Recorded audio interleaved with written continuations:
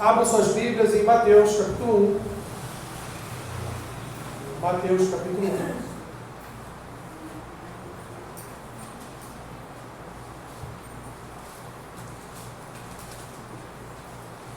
Vamos fazer a leitura do versículo 18 ao 25.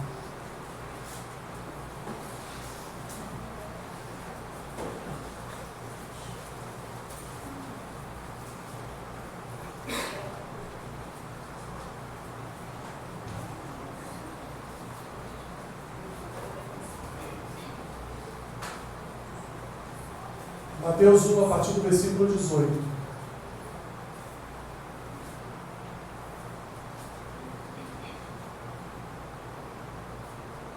Amém? Amém. Qual o título que está aí?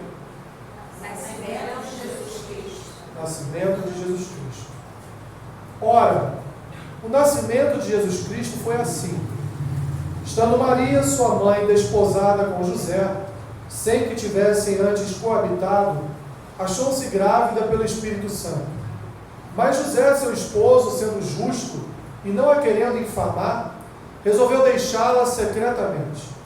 Enquanto ponderava nestas coisas, eis que lhe apareceu em sonho um anjo do Senhor, dizendo: José, filho de Davi, não temas receber Maria, tua mulher, porque o que nela foi gerado é do Espírito Santo. Ela dará à luz um filho, e lhe porás o nome de Jesus, porque ele o quê? Salvará o seu povo dos seus pecados. Porque ele salvará o seu povo dos pecados deles. Ora, tudo isto aconteceu para que se cumprisse o que fora dito pelo Senhor por intermédio do profeta. Eis que a virgem conceberá e dará à luz um filho, e ele será chamado pelo nome de Emanuel, que quer dizer Deus conosco. Despertado José do sono, fez como lhe ordenara o anjo do Senhor e recebeu sua mulher. Contudo, não a conheceu, enquanto ela não deu à luz um filho, a quem pôs o nome de Jesus. Pai, obrigado por tua palavra. Fala nesta manhã, nessa breve reflexão aos nossos corações. Em nome de Jesus. Amém. Pode sentar.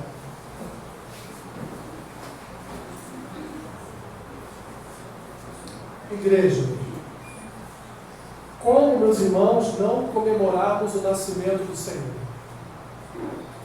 Não temos motivo algum para não comemorarmos essa data. Estou falando isso porque já ao longo da história da igreja, sempre que nos aproximamos do Natal, a mesma discussão acontece.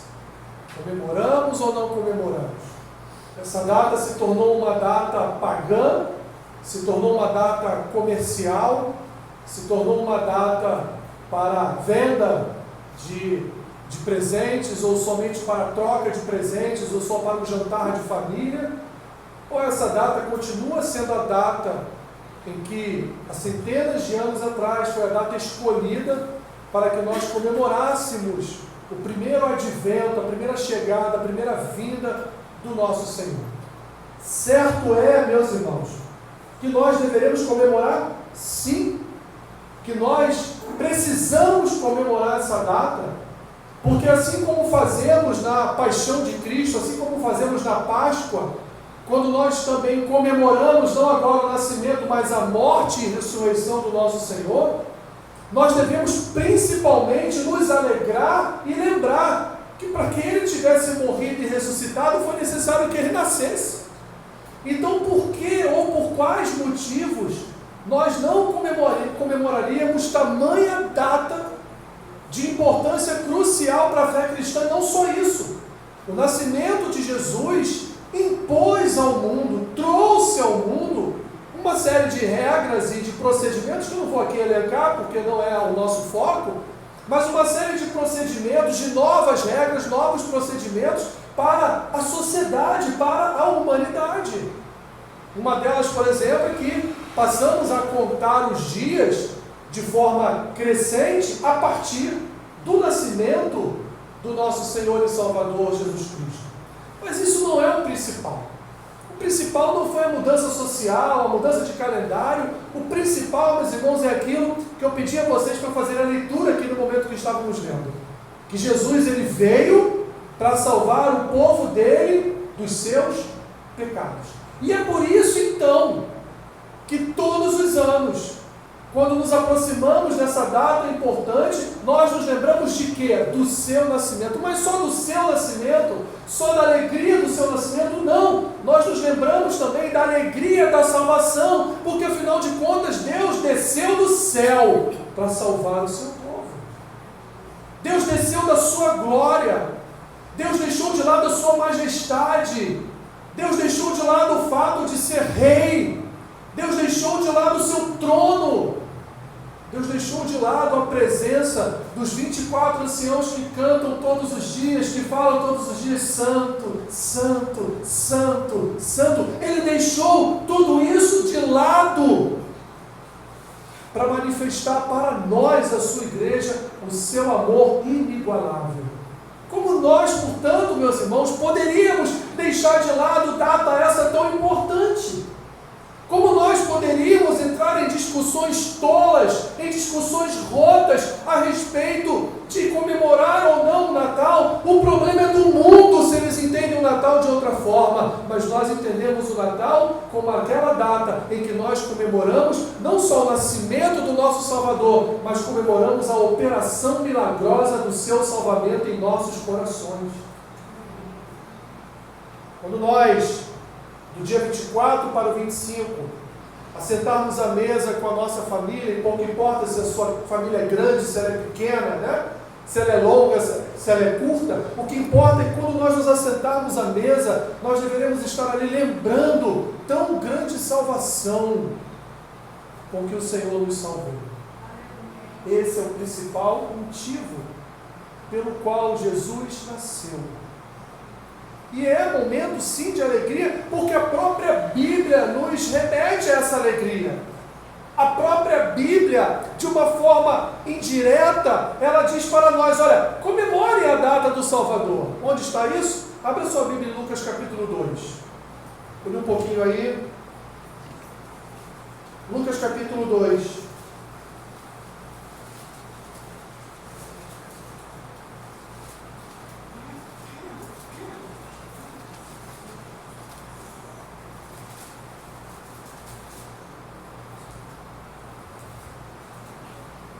Lucas capítulo 2, versículo 8.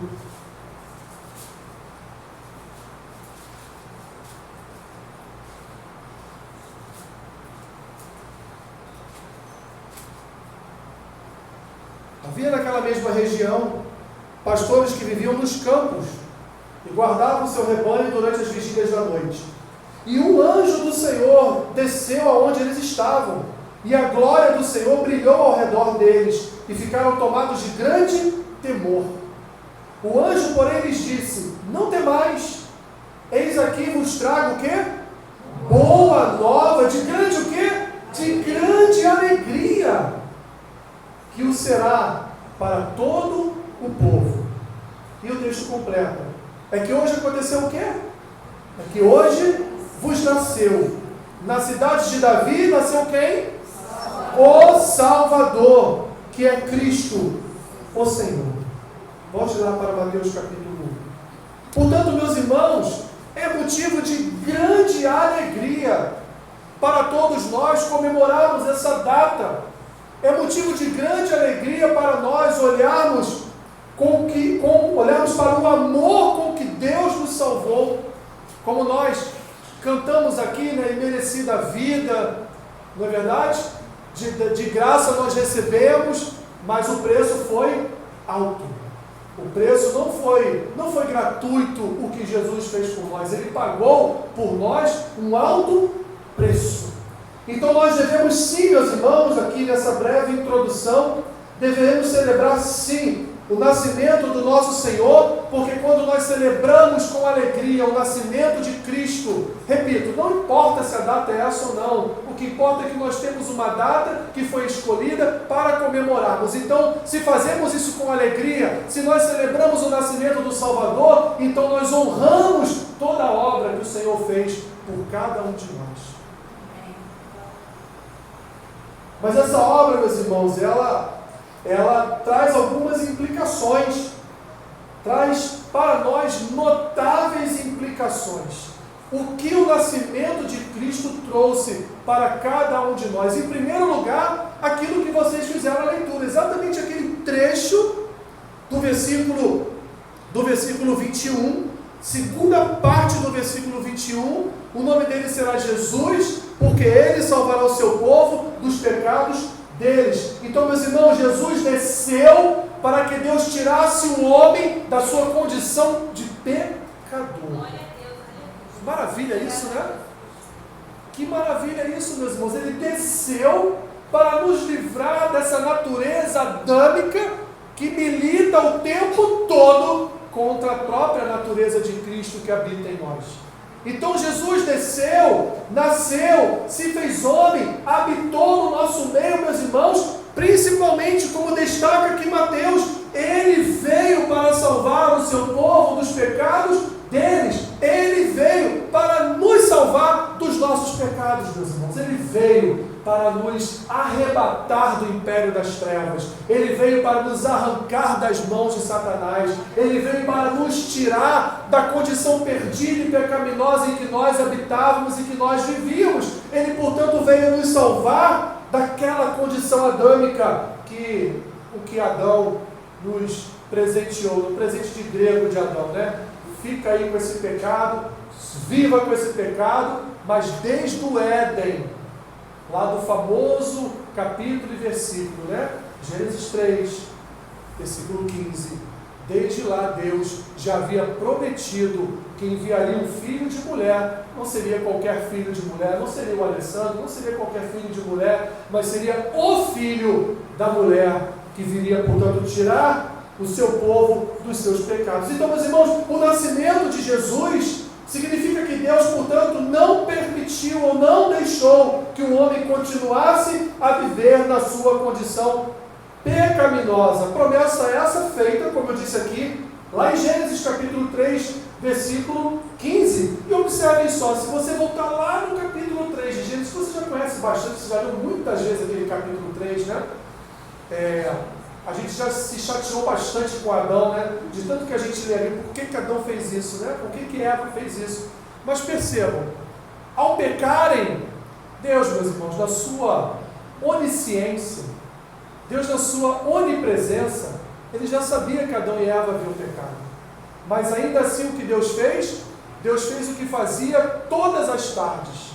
Ali no entardecer, Deus buscou a presença de Adão e Eva. Não os achou. E quando os achou ali, tapados ali com folhas de figueira, né? Escondendo a sua nudez. Mas Deus, meus irmãos, mesmo antes de criar todas as coisas, já sabia o que ia acontecer. Não me pergunte por que Deus então criou. Aí, meus irmãos, isso lá na glória, você pergunta a ele, se você já sabia que ia acontecer isso tudo, por que o Senhor fez? Não é? São mistérios, meus irmãos. Vai para Deuteronômio 29 e 29. Aí já resolve todo o mistério. Então não adianta nós ficarmos lutando, mas por que Deus fez isso? Por que Deus fez aquilo? O que importa é que Deus enviou socorro.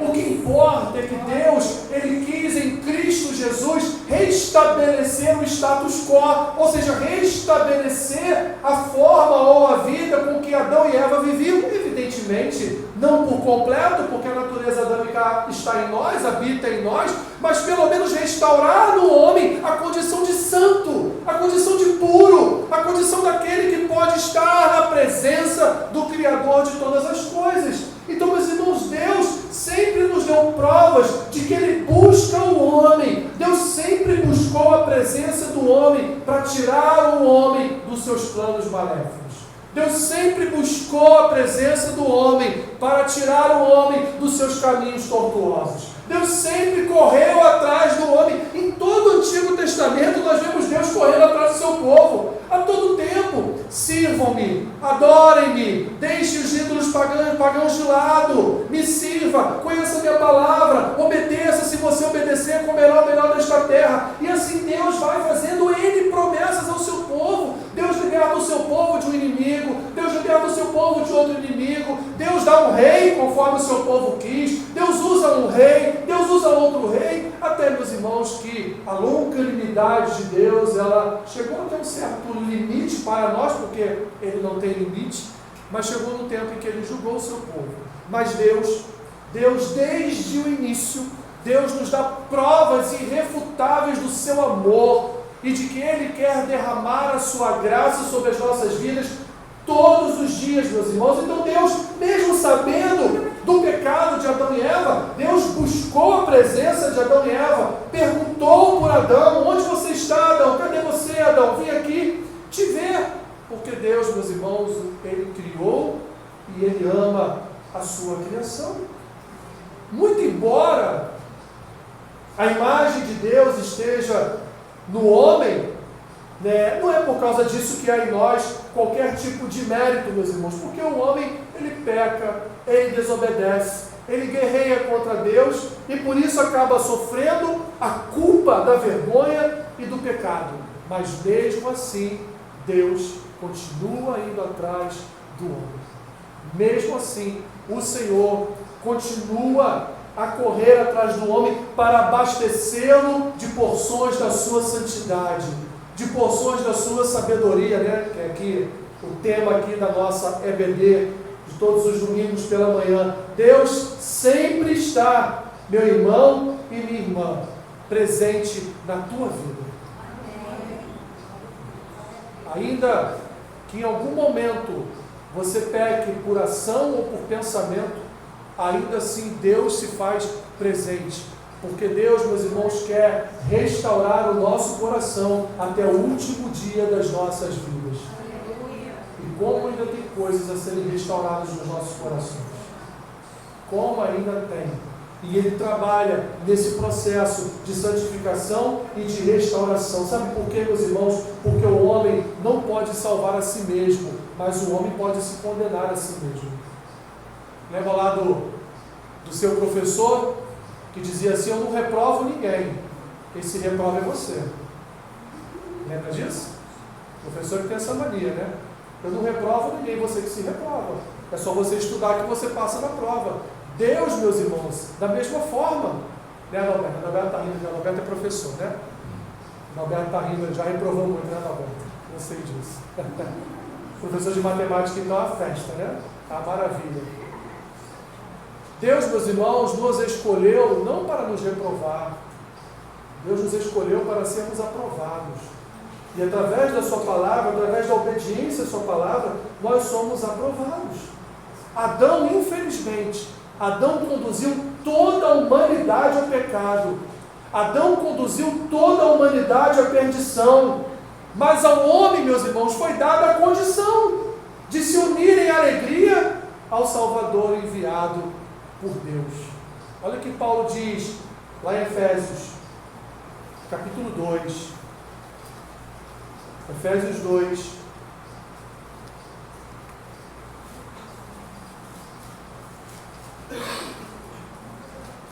Versículo 1 ao 6.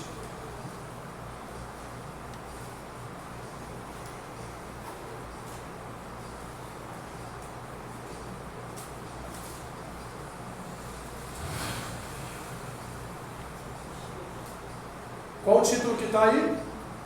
Do pecado para a salvação pela... Que maravilha, né? E aí Paulo diz assim aos Efésios: Ele vos deu vida, estando vós mortos no quê? Nos vossos delitos e pecados, nos quais andastes outrora, segundo o curso deste mundo, segundo o príncipe da potestade do ar, do espírito que agora atua nos filhos da desobediência, entre os quais também todos nós andamos outrora, segundo as inclinações da nossa carne, fazendo a vontade de quem? Da carne e dos pensamentos. E éramos por natureza o que? Filhos de quem? Filhos da tal da ira, né? Como também os demais. E aí vem a maravilhosa graça de Deus derramada. Mas Deus, sendo rico em misericórdia, por causa do grande amor com que nos amou, e estando nós mortos em nossos delitos, nos deu o quê? Vida, juntamente com quem? Cristo. Pela graça, portanto, sois salvos, e juntamente com Ele nos ressuscitou e nos fez assentar nos lugares celestiais em Cristo Jesus. Que maravilha, meus irmãos! Que milagre, meus irmãos, que Cristo, através da sua graça, operou em nosso coração. Paulo não fala só das questões referentes ao pecado das ações, mas Paulo fala até daqueles pecados que não viraram ações. Paulo fala, ele derramou da sua graça, inclusive nos seus pensamentos, da sua mente. Porque Deus, meus irmãos, ao enviar o seu Filho Jesus, Ele enviou para a restauração completa das nossas vidas. Como diz Isaías, no capítulo 53, nós éramos ovelhas desviadas, desgarradas, e como diz Lucas, no capítulo 15, mas Cristo veio para buscar as ovelhas desgarradas. Cristo veio para recuperar ou para readmitir o seu povo à sua presença. Mas não só isso, meus irmãos. Não só para nos salvar dos nossos pecados, mas essa salvação dos nossos pecados, ela tem algo que Cristo fez para nos salvar dos nossos pecados. Ele nos redimiu. Ele nos redimiu e remiu, como Paulo diz em Colossenses. Nos tirou do império das trevas, nos libertou do império das trevas e nos transportou para o reino do Filho do seu amor, onde lá fomos redimidos e remidos em nossos pecados. Porque sem remissão de pecados, meus irmãos, sem redimir dos nossos pecados, não há salvação. Então nós fomos limpos, purificados. O nascimento de Cristo traz para nós, meus irmãos, uma futura implicação lá na sua morte, quando nós fomos redimidos e remidos de todo o nosso pecado, porque Cristo nasceu, como diz Mateus, para redimir o seu povo. Lucas capítulo 19 diz assim: porque o Filho do Homem veio buscar e salvar quem? O salvo? Veio buscar e salvar o perdido. E nós éramos perdidos. Estávamos longe da presença de Deus, meus irmãos. Jesus ensinou, estabeleceu um santo padrão moral, mas o objetivo dele, através disso, era buscar e salvar os perdidos. Ele veio, portanto, expiar os pecados do homem na cruz, como diz o Evangelho de João, capítulo 1, versículo 29, eis o Cordeiro de Deus que tira o pecado do mundo. A pena, meus irmãos, a pena do pecado era a morte, e a morte do Cordeiro resgatou a vida do pecador. A morte do Cordeiro resgatou a nossa vida diante de Deus. A morte do Cordeiro nos reconciliou com o Pai. Jesus, então, ele veio fazer o quê? Ele veio oferecer-se como sacrifício que tiraria o pecado do seu povo. Foi o seu nascer que tirou o pecado do povo? Não, mas através do seu nascer, através do seu viver, através do seu ministério de aproximadamente 3 anos e da sua morte e ressurreição, ele completou aquilo que estava profetizado, não só em Gênesis capítulo 3, versículo 15, mas estava profetizado em tantos e tantos profetas que proclamaram a vinda de um Salvador, a vinda de um que viria trazer remissão dos pecados do seu povo. Ou seja, meus irmãos, todo ensino e todo exemplo moral de Cristo de nada adiantaria se continuássemos perdidos nos nossos próprios pecados. Foi necessário derramar do seu sangue, um derramar santo, para que nós fôssemos purificados e lavados de todos os nossos pecados. Por último, meus irmãos, o nascimento de Cristo trouxe também uma outra implicação. São tantas implicações, meus irmãos, eu separei só algumas. Que a verdade entrou no mundo. Porque Cristo veio para declarar a verdade. Ele veio para dizer, Ele é o único caminho, Ele é a única verdade e Ele é a única fonte de vida. Não há salvação fora de Cristo. Não há, meus irmãos, salvação no homem. Não há salvação nas autoridades. Não há salvação em governos. Não há salvação em reis. A única salvação está depositada em Cristo e na sua obra de vida, morte e ressurreição.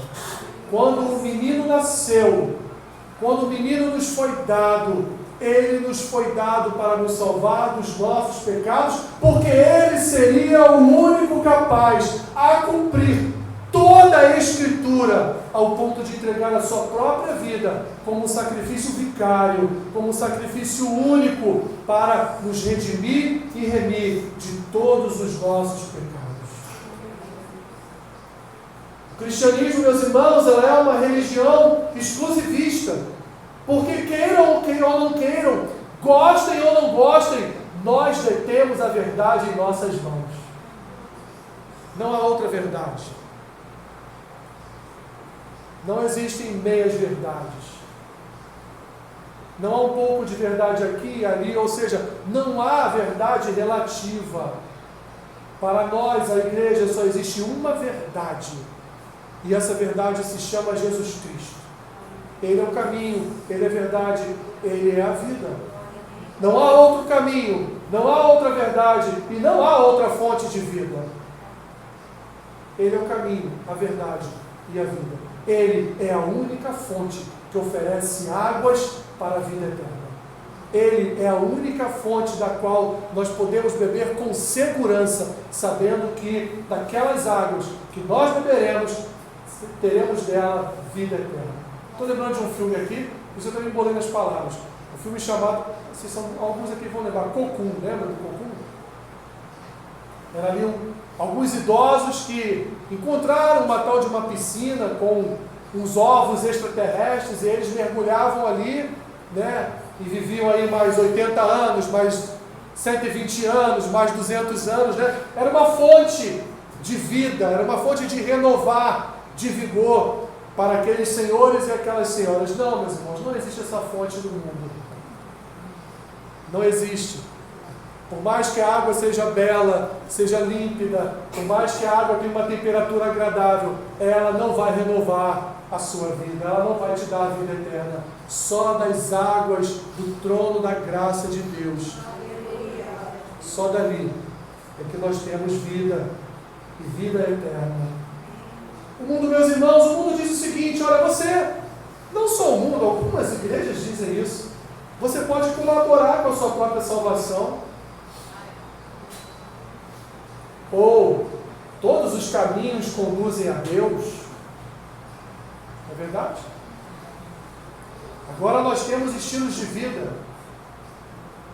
Eu posso ter um estilo de vida que confronte a Deus, que confronte a Cristo, mas afinal de contas, como não há uma verdade absoluta, eu então posso ter um estilo de vida, ainda que seja contrário à Escritura, porque a Escritura pode também não ser uma fonte de uma verdade absoluta. Então eu vivo a minha vida de forma dissoluta, eu vivo a minha vida como eu quero, eu vivo minha vida do jeito que eu entendo como eu posso vivê-la, e aí eu faço o que eu quero todos os dias, como se fosse o último dia da minha vida, sem pensar na eternidade. A vida é tudo o que há, então você deve viver o presente. Viva o presente intensamente. Tudo que vier às suas mãos você faça de forma intensa. E aí é a pior de todas as mentiras, né? Essa mentira que surgiu do existencialismo, que diz que cada um tem a sua verdade, tudo é relativo. Essa é a fonte de todas as outras desgraças, de todas as outras heresias. Mas Jesus, meus irmãos, Jesus veio para expor as mentiras e declarar a verdade. O mundo, ele é ilusório, ele é artificial. O mundo se quer comemorar o Natal como eles querem comemorar, só representando um jantar e uma troca de presentes. O problema é do mundo, meus irmãos, porque o alicerce do mundo é a mentira. O alicerce do mundo é o engano, porque o mundo está dominado por principados e potestades, porque as Escrituras nos ensinam que o mundo jaz no maligno, o mundo está enterrado no maligno, o mundo está dominado pelo maligno, evidentemente, meus irmãos, com a anuência do nosso Deus, evidentemente com o concordar do nosso Deus, no sentido de que que o homem não busca as suas próprias paixões, o homem não busca as suas próprias concupiscências, então aplicamos Romanos capítulo 1. Se o homem busca as suas próprias paixões, então ele que, desculpa a expressão, se lasque com as suas próprias paixões, não é isso? Deus o lança às suas próprias concupiscências. E assim então eles transformam aquilo que eles deveriam estar comemorando como uma festa, uma celebração pelo nascimento de Deus na terra, pelo nascimento de um Salvador, eles comemoram com presentes, comemoram com jantares. Então, meus irmãos, o alicerce desse mundo é a mentira, mas a igreja ela triunfa sobre o mundo, porque a igreja se reveste todos os dias da palavra de Jesus ou da verdade de Jesus. Então temos aqui, meus irmãos, 3 implicações e várias outras a respeito do nascimento de Jesus. Primeiro, ele veio para livrar o seu povo dos seus pecados. Em segundo lugar, ele veio para limpar o seu povo dos seus pecados, para redimir e remir o seu povo dos seus pecados. Em terceiro lugar, meus irmãos, ele veio para declarar a verdade, para proclamar a verdade. Então ele veio para salvar, ele veio para limpar e ele veio para nos conduzir a vivermos habitando na sua verdade. Ele realizou em nós, meus irmãos, uma obra, portanto, completa. Voltando lá no início, para concluir. Por que então, meus irmãos, por que não comemorarmos o Natal com tamanha alegria? Porque Cristo veio ao mundo para não permitir que o homem continuasse em sua condição pecaminosa. Cristo veio ao mundo para nos livrar do mal. Cristo veio ao mundo para nos livrar do império das trevas aqui e para nos livrar do lago de fogo e enxofre da eternidade. Cristo veio para nos livrar, meus irmãos, de uma condenação eterna. Então o seu nascimento tem N implicações sobre a nossa vida, porque através do seu nascer, Ele nos alcançou para vivermos novidade de vida. E louvado seja o nome de Jesus. Por isso, Ele veio para redimir o seu povo e declarar a verdade através do seu povo para o mundo que vive na mentira, que vive no engano. Eu quero, meus irmãos, terminar com aquilo que Paulo registrou aos Filipenses, capítulo 2.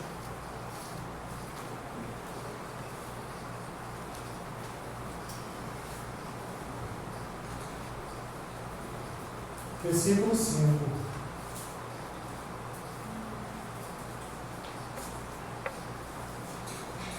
Já convido os irmãos no louvor. Filipenses 2, versículo 5. Paulo diz assim aos Filipenses: tende em vós o mesmo sentimento que houve também em Cristo Jesus, pois ele, subsistindo em forma de Deus, não julgou como usurpação o ser igual a Deus. Antes, a si mesmo se esvaziou, assumindo a forma de servo, tornando-se em semelhança de homens, e reconhecido em figura humana, a si mesmo se humilhou, tornando-se obediente até a morte e morte de cruz, pelo que também Deus o exaltou sobremaneira, e lhe deu o nome que está acima de todo nome, para que o nome de Jesus se dobre todo joelho nos céus, na terra e debaixo da terra, e toda língua confesse que Jesus Cristo é Senhor, para a glória de Deus Pai. Que nesse dia, meus irmãos, venhamos a confessar que Jesus Cristo, Senhor, que Jesus Cristo é o Senhor, para a glória de Deus Pai. Que você tenha uma noite agradável com a sua família. Que você tenha uma noite de troca de presentes, de jantar, de conversa, mas que essa noite não seja uma noite que você se esqueça o principal objetivo dessa noite, que é celebrar o nascimento do Salvador, é celebrar o nascimento daquele que nos livrou da morte eterna, que resgatou a nossa alma para vivermos a eternidade com Ele. Senhor, obrigado por Tua palavra, Pai. Obrigado, Senhor, porque a Tua palavra nos ensina o objetivo maior, principal, do nascimento do Teu Filho, que foi salvar o Seu povo dos seus pecados.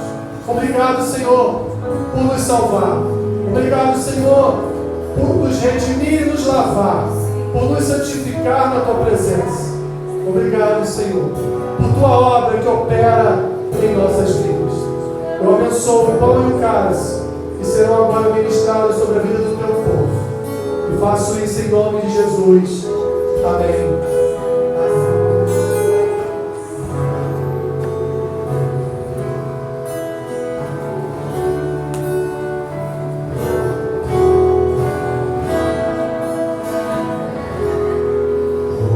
Jesus celestial.